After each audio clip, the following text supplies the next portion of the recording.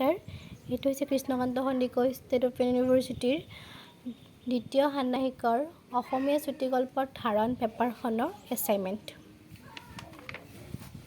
ইয়াৰ প্ৰথম কুৱেশ্যনটো আছিল জনজাতীয় সমাজ জীৱনৰ চিত্ৰণ টুনি গল্পত কিদৰে হৈছে বিচাৰ কৰা।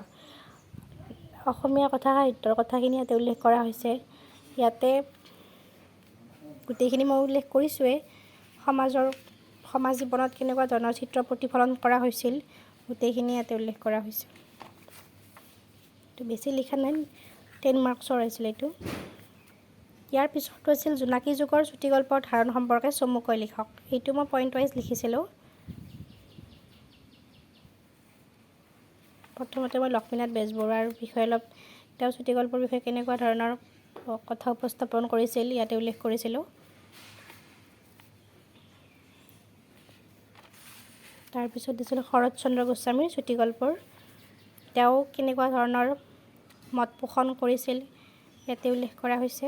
তাৰপিছত অন্যান্য গল্পকাৰসকলৰ অৱদান, অন্যান্য ব্যক্তিসকলে কেনেকুৱা ধৰণৰ মত প্ৰকাশ দাঙি ধৰিছিল সেইখিনি ইয়াতে উল্লেখ কৰা হৈছে। ইয়াৰ পিছত দিছিলোঁ শীলভদ্ৰৰ গল্পৰ বৈশিষ্ট্য। এইটো মই বেছি লিখা নাই, 3টা পইণ্ট লিখিছিলোঁ। এইখিনিয়ে আছিল। ধন্যবাদ।